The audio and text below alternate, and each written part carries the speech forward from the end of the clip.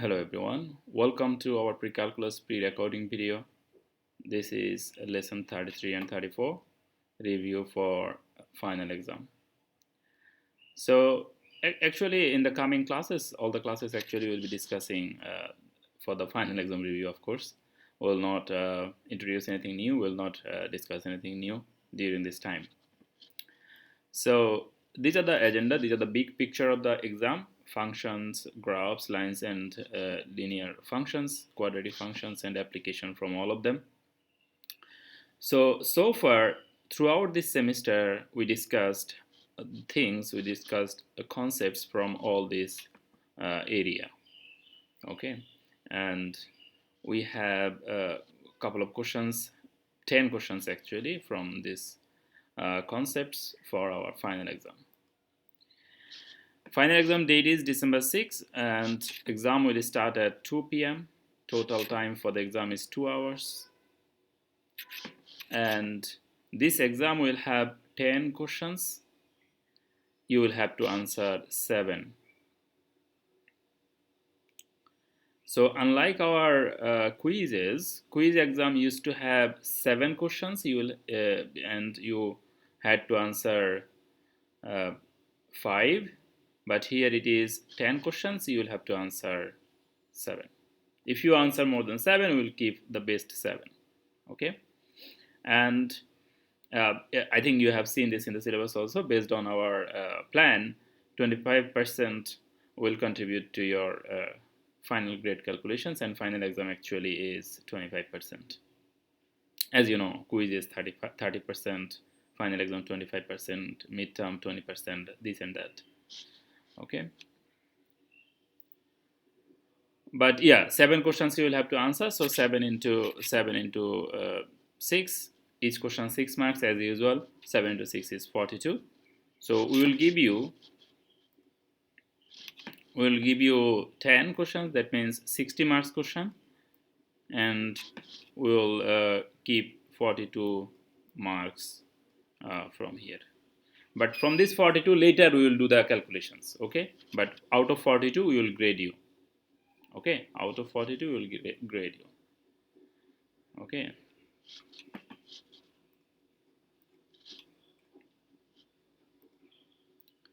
so first question is about finding the domain of the given function. 3 functions are given. What is the domain of it? So domain means what? Domain means possible input of the function. What are the x values that we can put here in this function? Is there any restriction? You can sometimes say, sir, it's up to me, right? Whatever number I want, I can put, isn't it? Answer is actually no. In some cases, there are some restriction, and we will have to follow the restrictions. Okay. For example, in the first question, we have fx equals to minus 2x squared plus 7x minus 5. And in the second question, square root of x squared minus 9. They are not similar function. They are not similar function. They are different function. This is a square root function. This is just a quadratic function. And this is a rational function. So in a quadratic function, since there is no square root, since there is no denominator here, we can put any value we like here. No problem. For the quadratic function, no problem. Just like a linear function. Like a linear function is also somewhat, a linear function is like that. Suppose y equals to thrice x plus 5. Okay, no problem here. Where is the problem? Let me show you that, like, so that you understand the deep concept of all this thing. What we mean by a problem. Suppose 3 divided by x plus x minus 1. Suppose this is a question. Now, just to compare it with this question, you see, in this question, we can put 1, we can put 2, we can put 3, we can put 4, and we will get some answer. We will keep getting some answer. In this question, if you put 2, you will get some answer. If you put 3, you will get some answer. If you put 5, you will get some answer instead of x. Okay, but a problem occurs when you put x equals to 1. Then it becomes 1 minus 1. 1 minus 1 equals to 0. 3 divided by 0 is mathematically undefined. Undefined. This is mathematically undefined. NED. So undefined. So you see, for this question, x equals to 1 we cannot put. We can put any other numbers, no problem, but x equals to 1 we cannot put. So there is a problem here. Okay, and that's why C number question is actually something like this example. In this question, actually, if we put 5 divided by 3, 5 divided by 2, then this question becomes undefined. That's why we can put all real numbers except 5 by 2, just like this. Because it's suppose if this kind of question comes, then how to find out? The rule is you will try to find out for what value of x this denominator becomes 0. Then twice x equals to 5, then x equals to 5 by 2. Okay, that means if x equals to 5 by 2, then this denominator becomes 0. So it means that x equals to 5 divided by 2 we cannot put here. We cannot put x equals to 5 divided by 2. Okay, so for question number A, all real number we can put. Question number C, all real number except 5 by 2 we can put except 5 by 2. For question number B, this is something like this number cannot be negative. Within the square root, negative number is not possible. Square root of negative number is not acceptable. The square root of negative number is not acceptable. What does it mean? It means that, see, the idea is if it is x square minus 9, then square root of 9 equal to actually 3. So you will have to look for more than 3 or less than 3. Where the function is undefined, you will have to look at that. This is the technique. So you see, if we want to put here a number, let's say below 3, say for example 2, x equals to 2. So 2 square means 4. So 4 minus 9 means minus 5. And square root of all these things, 2 square, we are putting here 2 square minus 9. And square root of minus 5 is again undefined. We cannot find out the value of square root of minus 5. That means 2 is not a value defined for this function. Same thing goes with 1, same thing goes with minus 1, same thing goes with minus 2, same thing goes with minus 2.5 or plus 2.5, etc. Okay? To show you a clear difference, let me show you what happens if we put some bigger value than 3. From where this number 3 is coming? 3 is coming from the square root of this number. Okay? So let's say if we put 4, x equals to 4. So 4 square minus 9. 4 square means 16 minus 9. 16 minus 9 means 7. And this is the case where you have some answer. The answer, whatever it is, but there is some answer here.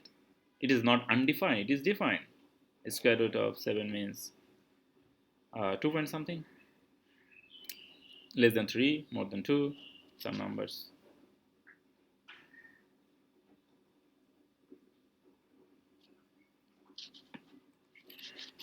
I was thinking if I can calculate it in head.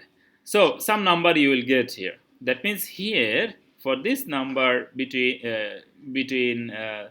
3 and minus 3, these are undefined, but more than 3 is fine. And for less than 3, less than minus 3 is also fine actually. If you put minus 4, minus 4 whole square means again plus 4, that means this calculation, this same calculation. Okay, so that's why from this analysis we can say that from 3 to plus infinity side, this function is defined A. And from minus 3 to minus infinity side, this function is defined 3 square. So 3 square means 9. 9 minus 9 equal to 0. Actually, this will be third bracket here. Let me change it. Because if we put 3, 3 square means 9. 9 minus 9 equal to 0. Square root of 9, 0 means 0. So 3 is also possible. No problem. Of course, we get the 0 here, but 3 is also possible. So this will be third bracket here. This will be third bracket here. Okay. So the technique is this: we will have to look at for what value of x this function is defined, and if you see this kind of numbers, so you square root that number, then test it. Do some test. When you suppose if you see 16 here, if you see 16 here, then square root of 16 means 4. So you test for more than 4 and less than 4. Two number if you test, you will get the answer. Any two numbers, like more than 4, like 5, less than 4 means 3, that kind of way. If you test it, then it will be fine. Another mathematical way is to x square minus 9 is greater or equal to 0, then you continue the calculation. But there also you will have to do the same analysis after you get your final answer. That's why analysis is good. If something you will have to do after a long time, then maybe it is better to start it now. Okay. So this is how we find out the domain. So what is domain? Let's recap. Domain is the possible input of a function. What are the value we can put in the given function? This is called the domain. What are the number we can put here? What are the number we can put here instead of x? This is called domain. Why we will have to find out the domain? The reason is this is not obvious for all the questions that we can put everything. We cannot put everything for all the questions. Some questions we can put all the number. Some questions we can put some number. Some question even we can put just only few numbers. Okay, there are restrictions like many from this to this, only these numbers we can put there. How we will know? We will know it by looking at the function. If it is quadratic function or linear function without square root and denominator, then all real number. If it is square root, then see for what number of x, what value of x the function gives you a positive, then this is valid. If the function gives you a negative for some value of x, that means that value is invalid. For rational function, something divided by something, this is called rational function.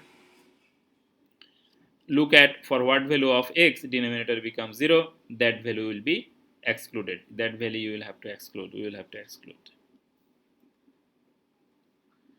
Which of these are functions? Which one is not a function? How do we know? If it is a graph, we do a vertical test. Vertical test means we draw a vertical line. If our vertical line crosses at two different points, then it is not a function. Okay, let's say we draw a vertical line. So our vertical line crosses at two different points, so it is not a function. And if you draw here a line, our vertical line crosses at only one point, so this is a function. And for one input we should not have two output. This is 0. 0 has two output here and here, so it is not a function. Okay, this way we can find out which one is function.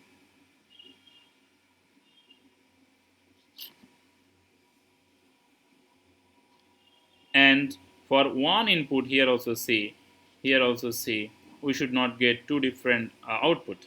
2, 4, 2, 9.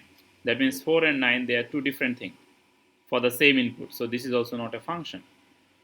But for other case, for all of them, they have different answers. Like for all the input, they have a separate output. separate.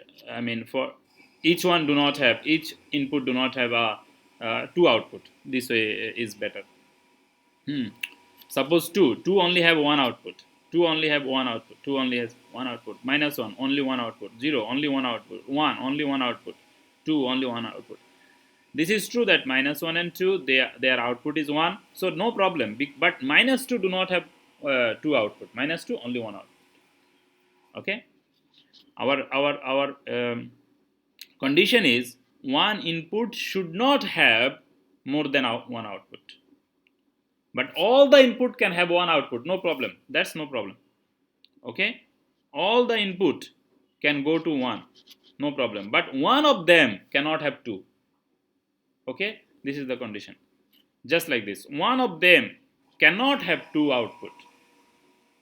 Okay?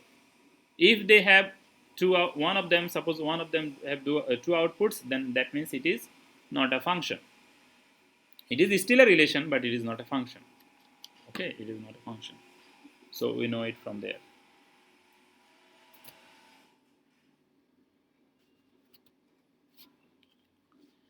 So which one is function, which one is not function? For figure, we can draw a vertical line, and for numbers, we will have to look at if there is same for one input, if there is two output. For that cases, it will be not a function. If all the input have not more than one output, then that is a function. So no problem. Then identify the symmetry and x and y intercepts. So as you can see that for this function, center is here at 0. So we have our you see, if you look at left side and right side, it is symmetric, up and down. That means about the x line, up and down. This is also same. Left and right same means this side and this side is same. See, they are same. Up and down same means if you draw a line here, this up and down is same. That means x symmetry. Up down same means x symmetry. Left and right same means y symmetry. Corner and corner same means origin symmetry. That's why all the symmetry we have. Now what are the x-intercepts? X-intercept is here, which is 1.5. This is 1, this is 2. Okay, 1. So 1.5 and minus 1.5. Here also 1.5 and minus 1.5. For this question, we have our x-intercept here, here, and here. Y-intercept is here. And symmetry, there is no symmetry here, because you see the graph is irregular. The graph is irregular. If you draw a line here, up and down is not same. If you draw a line here, left and right is not same. If you think about a corner, see, this corner you have this corner you have nothing. You have nothing. Okay? So none of the symmetry is possible here. So all the symmetry is absent here. So that's why symmetry none. Y-intercept -2, x-intercept this and this and this. Look at the scale always. -2 is here, that's why it is 1. That's why it is -1. Or else normally you will go, okay, 1, 2. Not like that. You will have to look at the scale. If 4 box means 2, that means 2 box means 1. This way you will have to think, okay? Think about this math. If all of them are good or not, then we will start we will discuss about it.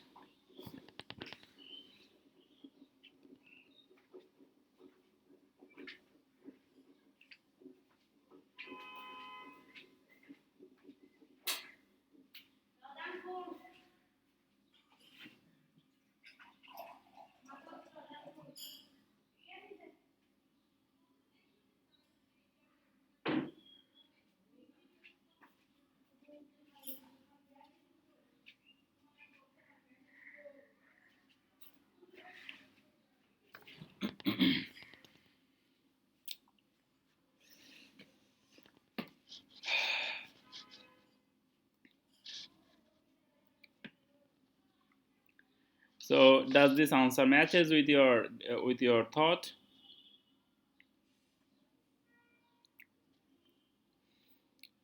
This is if you look at the function, you will notice that this graph extends in the both direction forever. Notice that this line is actually telling that this will continue its path in this direction and in this direction, which tells us that along the x line the graph will have value forever. That is the reason why we say that domain is all real number. But along the y line, above this point, this is the highest point, above this point y value, there will be no y value for this graph. That means this value, which is 3 and less than 3, everywhere this graph will have y value along the y line. Suppose if you think about this point, if you think about this point, there is some y value. Then if you think about this point, and then since this graph will continue, we will keep having the values everywhere. We will keep having the values everywhere. So that's why range is y is less than or equal to 3. Less than or equal to 3 means this side. This is a maxima at minus 3. This value is from minus 3 comma 1 to 3. Maxima is minus 3. So maxima is at minus 3 and plus 4. This is maxima. And minima is at 0. We write 0 comma 0. So x value we write. Where at means x value. At means x value. So we have 2 maxima for this graph and 1 minima for this graph. Then increasing is from where to where? From minus infinity to up until here the graph is increasing. That means from minus infinity to minus 3. Then again from here to here the graph is increasing. That means from 0 to 4. And the decreasing is where? From this point to this point decreasing, and from this point to infinity the graph is decreasing. How do we understand increasing and decreasing? The technique is always you start from the left side, then you stand on the graph from the left side. Then you start walking along the graph. You see you are going up. That means it is increasing this side. Then after this point you see you are going down. That means it is decreasing this side. From here to here it is decreasing. Again it is going up. Up means increasing. Again it going down. That means decreasing here. So it is important that you start from the left side. Why we will have to start from the left side? Because in the graph paper the lowest values are on the left side. Minus 5, minus 8, minus 10. You go along this way, all the negative values, all the small values. So we start from the small value, then we go for the bigger value and see what happens there. Okay, so this way we understand it. And very important, do not give any third bracket for the increasing decreasing. All of them are first bracket. Increasing, decreasing, constant, these all are first bracket. Because at the point, although it is dark, at the point the graph is not increasing or decreasing. At the point graph is fixed. The graph is constant at the point. Just sharp at the point. Do you understand? Just exactly at 4, the graph is not increasing or decreasing. Before 4, the graph was doing something. After 4, graph was doing something. If you zoom it, then you will see that in your eye. You will like, oh my god, just right at 4 here, right at 4, the graph is straight. The graph is not curved. Here the graph is curved. Here the graph is curved. But right at 4, just sharply at 4, the graph is actually straight. Just like this, straight. That's why that point is not included.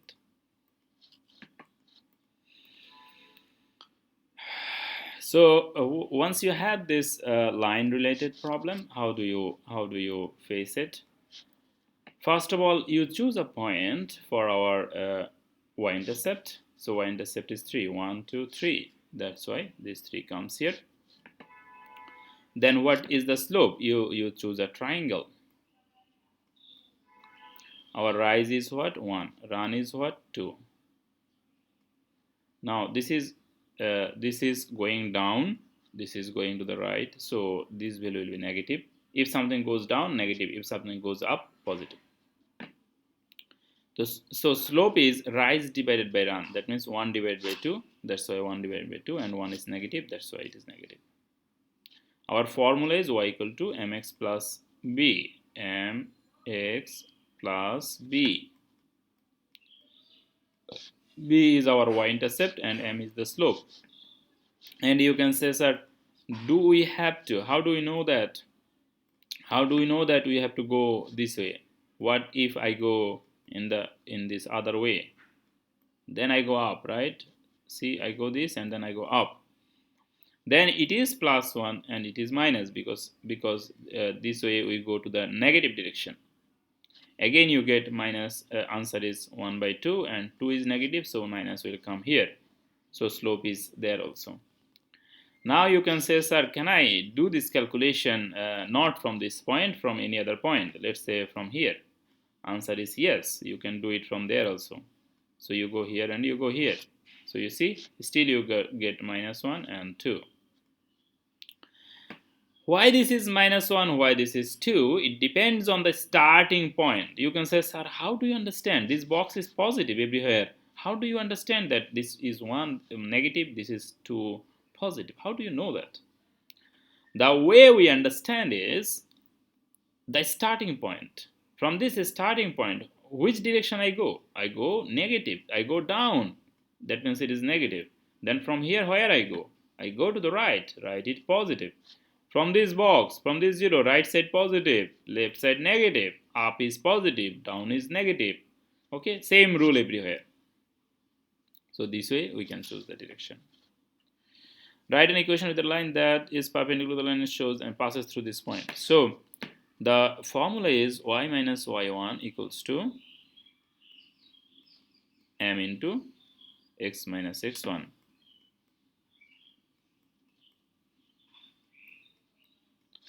So this is x1, this is x1, y1. x1 is minus 3, y1 is 2. Write an equation that is perpendicular to this line shown here. So perpendicular means the slope of the another line will be negative reciprocal. Formula is m1 equals to minus m2, 1 divided minus 1 by m2. This is the formula. So you will have to put the value of minus half here, then your answer will come minus, and this minus will become plus, minus 1 by 1 divided by 1 by 2. So answer is actually only 2. You can check also in the calculator. So our slope is 2. You just put it here. Slope is 2 and do the calculation. You can already see 2 twice x and then a minus minus plus, and to bring this 2 from this side to this side. 6 plus 2 equal to, see, 3 to the 6, 6 plus 2 equals to 8. Already we can see this answer here. You do the calculation, no problem. Then answer will come this. What is the x-intercept and what is the y-intercept? Y-intercept already we can see that 8, because if you put x equals to 0, then you get the y-intercept. And if you put y equals to 0, then you get the x-intercept.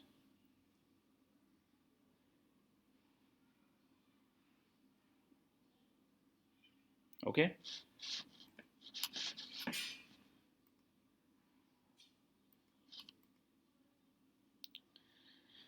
A graph is given. How do we find out the quadratic function, and how do we find out x-intercepts and y-intercepts, etc., etc.?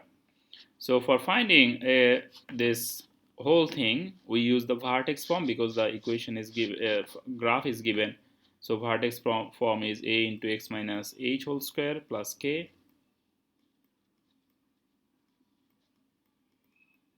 plus k.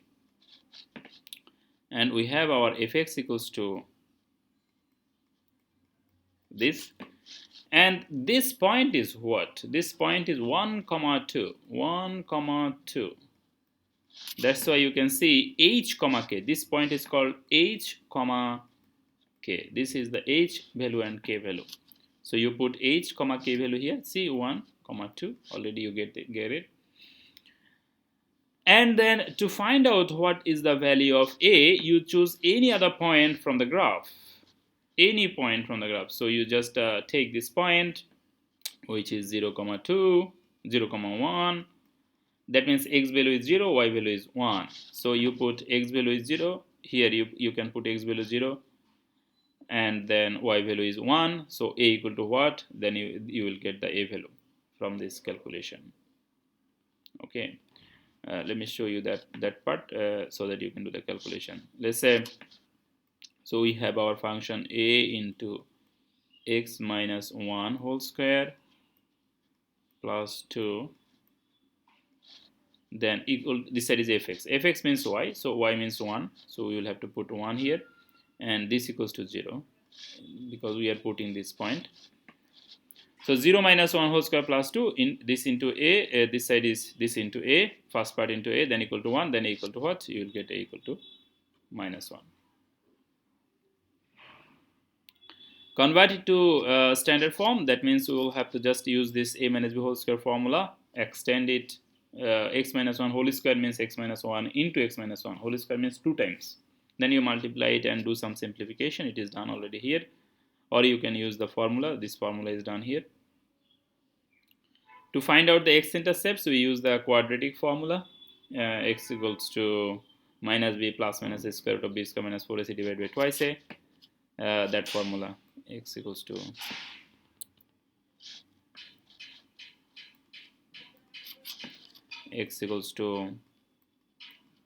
minus b plus minus a square root of b square minus 4ac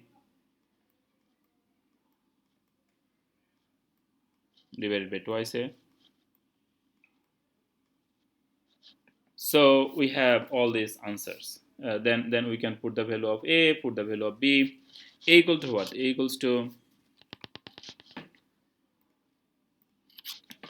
equals to minus 1, b equals to 2, and c equals to 1. If you put the value here, you will get these two answers. Okay, this is the answer of c, by the way. These are the x and y intercepts here. X-intercepts here. Y-intercept is easy. Y-intercept is 1 if you need. And also from the graph you can see y-intercept is 1. So this formula actually gives you the x-intercepts of a quadratic function. Any quadratic functions, for any quadratic functions you can use that. You can use this formula. For example, here you can use this formula for all of them. Okay. First to use this formula, you will have to bring all the number in one side, then a equal to what, b equal to what, c equal to what. For example, here you have all the number in one side, all the things in one side. That means a equal to minus 1, b equal to 5, c equals to minus 3. Put it here, then you will get these two answers. Okay. Here this 8 is in the one side, so you will have to bring the 8 in this side. Then 8 is gone. That means a equal to 3, b equals to 10, and c equals to minus 8. Put it here. For positive, you will get one answer. For negative, you will get another answer. Here, we have something different. You will have to, first of all, square it, then convert it just like this. Then you put the value of a, b, c here. You will notice that for this question, actually, we get no solution because sometimes you may get here within this square root negative. If square root is negative, then actually we do not have a solution there. So this way we understand that where we will have some answer, where we will not have answer. If you look at b square minus 4ac this part, b square minus 4ac this part. If it is positive, then you will have answer. There is a rule actually here. If there is a rule here, the rule is if b square minus 4ac is, if this value, only this value, just to test, if this value is equal to 0, you will have only one answer. Here only one answer. All of them two answers. This is two answer. This is also two answer we have. But if b square minus 4ac is 0, then you will have only one answer. The reason is this plus minus gets vanished. That's why. If b square minus 4ac is greater than 0, then you will have two answer. If b square minus 4ac is less than 0, then no answer. So b number is actually no answer because it is actually less than 0. That means negative. Okay, that is the reason.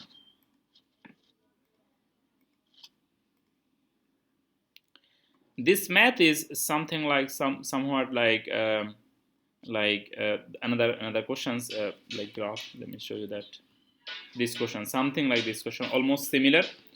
Only difference is here the exact line is given, so you know which point you will have to choose. But in this question, the line is not given. You will have to choose a line. That is the only difference. Okay, and you can choose 2 points. Here we have chosen 2,60. That means this point, and 4.5, 80. So 4.5, 80. These 2 points. And why we have chosen this point? See, if you draw a line, this line actually passes through the middle. Along this, if you join these 2 points, the line actually passes through the middle of the data. Up the number of points above the line and the number of points below the line is same. It has to be same, or very close to the same.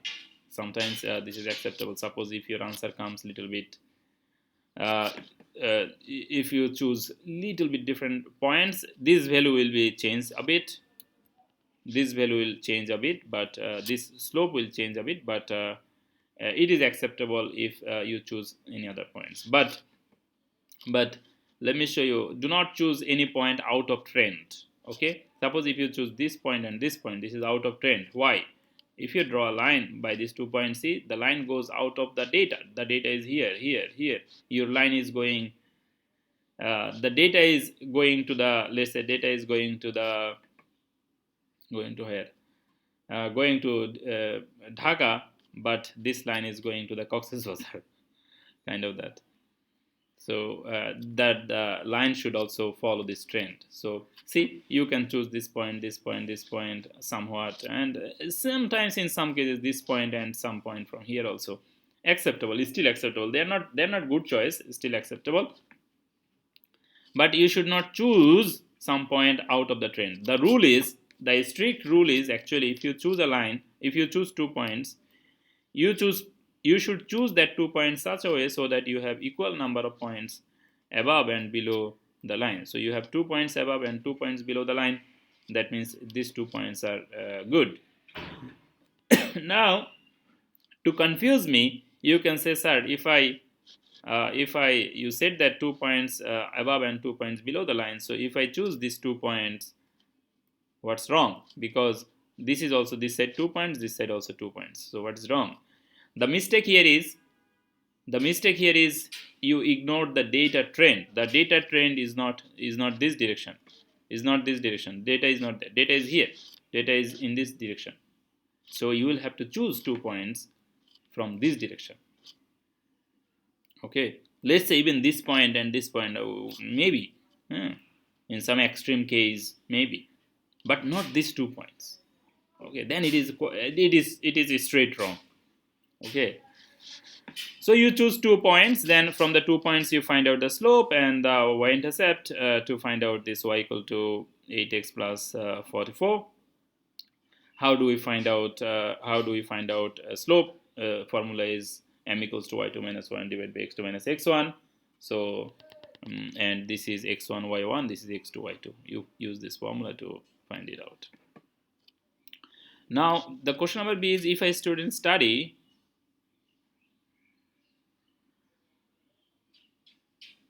if a student study 0 hours, then what will happen? That means if this value is 0, then what is the score? The score is 44%. And then C number question is for if x value is 5.5, that means you put 5.5 here. So what is the answer? So we just put the value in the obtained function, then we continue it. Okay. So we continue it.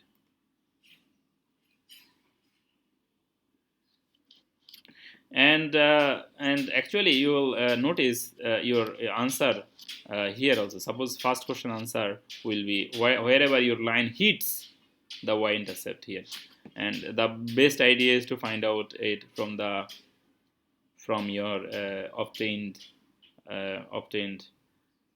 equation. Okay, y-intercept, just find out from the equation there.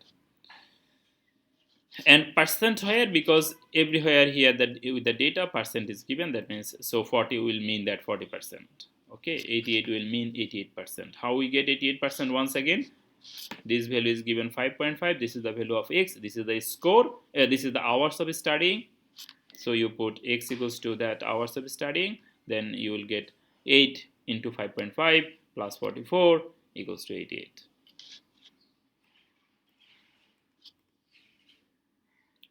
This questions actually was in our quiz 4 also. So hope it's still fresh in your mind. What time t ball will strike the ground? So we put here this side equals to 0, then t equals to what? And then we get actually 2 value, and second value is the answer because this time the ball will hit the ground, strike the ground. Find the time t for the ball to be more than 128. That means instead of this s of t, we will have to put this equals to 128. Then bring everything in one side and find out t equals to what. You can here also you can use the quadratic formula, that formula. Everywhere you see this square is the maximum power. That means quadratic function x square plus bx plus c, that format, you can use that formula. That formula is so legendary. This is called silver bullet for the quadratic functions. Everywhere it will give you the answer. Also, if middle term factoring is possible, you can do it. In this math, actually, middle term factoring is possible because we know it from by looking at this value. Values are round figure. That means 2 and 4. That means middle term factoring is possible here. And if we put 2.5 here for instead of t, then we get this 140 feet. Okay. For this question, this is a depreciation related math. Over the 7 years, this value will be depreciated. This value will decrease. So we divided 28,000 divided by 7. So we get 4,000. So we have minus 4,000 x plus this value because we will have to find out a function for the depreciation. Depreciation value is this. That's why negative. Depreciation means decrease in value. That's why it is negative. From where it will decrease? From this original money, it will decrease. That's why original money is positive and this value is negative. Why this value negative? Once again, because of the word depreciation. Depreciate, reduce, fall, decrease. It means this is negative. This value will be negative. Decline. There are many other words, of course. Then, yeah. What is the value of the car after 3 years? After 3 years means, so if we put x equals to 3 here, x equals to 3, then what answer you get? That's it. You put x equals to 3, then what answer you get? Then when the car value will be $8,000. So that means this here you will put 8,000. 8,000 will be here. Then x equals to what? You will see x equals to 5 will come because this value this comes to this side. So 28,000 minus 8,000, that means 20,000. 20,000 divided by 4. This minus will cancel out. This minus and another minus will come here. They will cancel out. 20 divided by 4, that means 5. Okay. So when that means time. Their question is time. When it happened. When it happened. That means their question is time is what? X equals to what? Also, they said that car's value be this. That means value equals to this dollar. So value is here. Okay, value is here. Value is given. So you have only one other variable, that is x. So find out x equals to what. Okay, this is the rationale behind the math. Why we do this and why we do that. And best of luck for the final exam, and hopefully you'll of course by all of your hard work and this extreme effort that you have put throughout this semester, you will do very well. And thank you so much. Thank you all so much for the hard works and everything, all the nice things that we have done, you all have done during this semester. It was wonderful actually to see and to have you all together.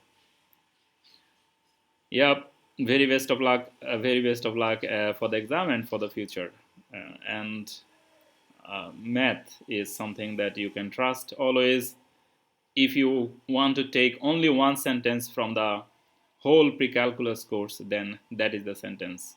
Math is something that you can trust. The number do not lie. Okay, this is better than the best uh, of everything. So yeah, if you want to hate, you can hate some other people. Don't don't hate the maths. Math is really really nice, and it never lies. That's the most beautiful thing about maths. Okay, it never lies.